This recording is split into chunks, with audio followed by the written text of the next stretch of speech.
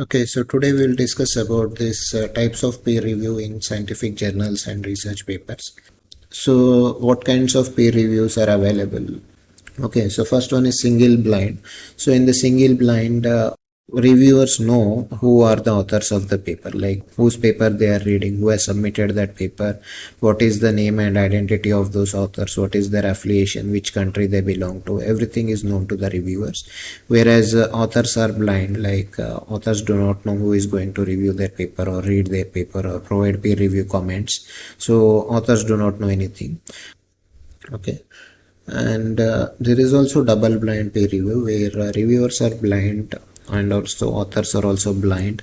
Authors do not know who is going to review their paper. Reviewers do not know whose paper they are reading or reviewing, and therefore it ensures some amount of transparency. Like in general, what happens is the reviewers or the they may not like a particular university, or they may not like a particular surname, or they may not like a particular country, and for those reasons they may reject your paper.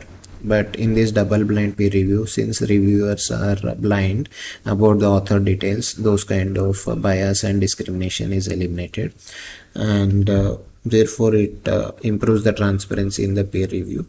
And coming next is the triple blind peer review, where even the editor does not know whose paper is it. So author details are and affiliations are anonymized in the starting stage itself, so even the editor does not know whose paper is reading. So even the bias and discrimination from the editor's end, like editor may also not like a particular university, he may not like a particular surname, or he may not like a particular gender, or he may not like a particular country. So chances of rejecting the paper on those grounds is also eliminated, and reviewers anyway don't know anything about the authors in this triple blind review. Authors anyway don't know who are the reviewers of their paper, who is going to read their paper, and therefore nobody knows nobody. And it ensures high level of transparency, and eliminates all kinds of bias and discrimination whichever is possible, and therefore the paper will not get rejected on silly grounds of prejudices of the particular persons, right?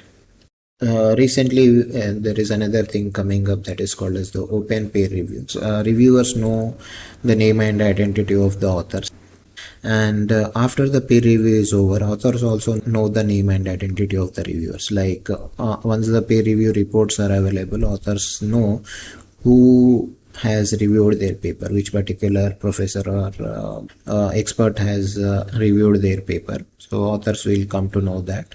Editor knows the authors, and authors also know the editor. Editor knows the reviewers. Okay, so overall what happens is, in order to improve this transparency, this is called as transparent peer review, and is catching up in recent years. And overall what is happening is, if this article is accepted, let us say your paper is accepted by the journal for publication, then along with your article they will also publish the peer review reports and also editorial decisions, whatsoever. Everything will be there on the internet along with your paper. Your accepted paper will be there, and alongside you will also have the peer review reports, what comments the reviewers have given, and editorial decision. So if it's accepted, then only all these things will happen. But, for an accepted paper, providing peer review reports is also a great thing, because generally sometimes the peer review, a reviewer 1 may give you a lot of comments, reviewer 2 may simply say paper looks okay and language is great.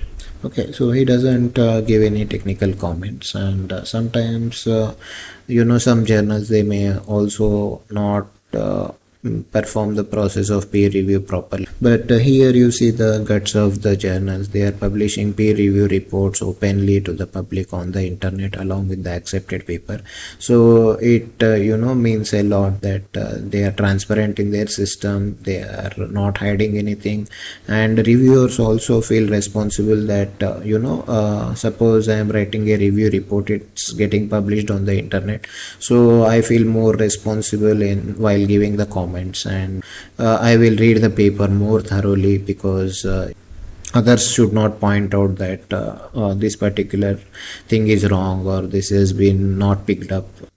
So hope that you enjoyed this video and tried to understand the contents of different types of peer review. Thank you. Have a good day.